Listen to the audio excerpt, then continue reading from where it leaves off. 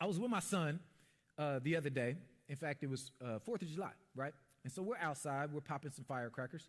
And my whole family's over because I'm hosting. And so they're running around. And my son and his cousin are like brothers, right? Because there's a gap between my two oldest and my boy.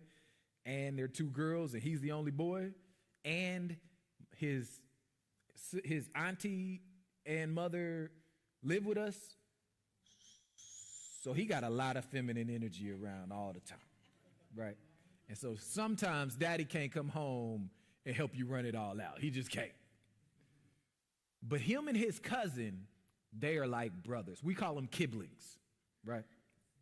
And every time his cousin is around, they just want to run, play. It's nonstop, right? So we get done popping fireworks, and I say, hey, once you're done popping, you need to pick them up, throw them away. But Wes lights one. I guess he thinks it's his last one. He lights it. Bam, he runs straight up in my face. Daddy, can we bike ride? Right? And I noticed, and I don't know if you've ever seen little boys revved up. I don't know if you've ever seen it. But it is this really weird energy that is a mix of like excitement, anxiety, and nervousness all at the same time, right? It's kind of like, man, I'm really excited I might get to do this other thing, but I'm nervous that they might say no, and I have anxiety that the fun is going to end, right? It's all mixed in there.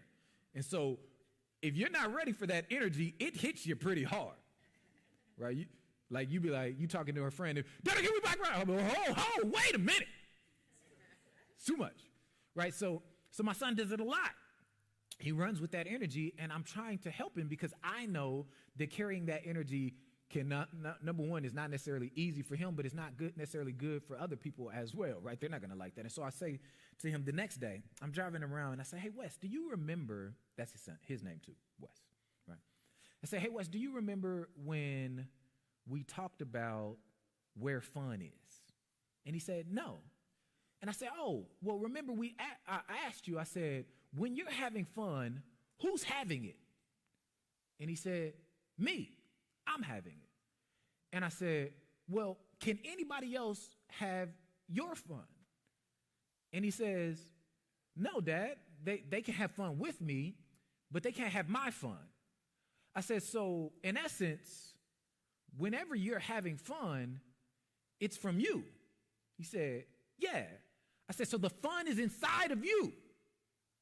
And he says, yeah, the fun's inside of me. I said, well, if the fun is inside of you, then, Wes, you never have to worry about it not being there because you brought it. You brought it with you. And so even if other people are having fun, when you come over, they're going to have more fun. Because why? You brought the fun with you. So you can always have fun no matter what, Wes. Why? Because the fun is in you. You bring it with you. And I love that because the word fun is very akin to joy. Usually, if you are having joy, you're having fun. And usually if you're having fun, it can lead to joy. And so what we can learn from this story that I was telling my son is, in the same way that fun is in you, joy is in you. Joy is in us. So the first thing we need to understand in order for us to be able to have joy anytime we want to is that the joy is actually in us. We bring it with us.